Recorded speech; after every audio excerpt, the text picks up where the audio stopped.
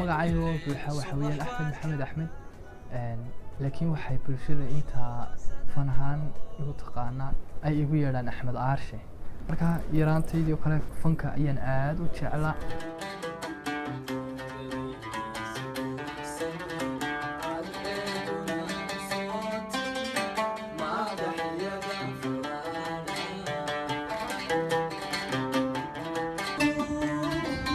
waxaan aad iyo aad ugu faraxsanahay inuu fankayga muddo aad u kooban oo horumar ballaaran sameeyay laakiin waxaan doonayaa inaan intaa ka sii ballaariyo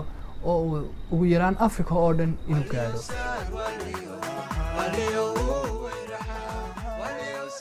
su'aasha ugu badan ee uu qofka ugu hor dhageystay heestaas isweydiinaya waxay noqonaysaa marka ugu horeysaba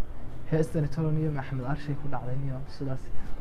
nimanka afgaanida sameeyana inta badan iyaga kamarada ma yimaadaan cidda kamarada hor keentaana waa annaga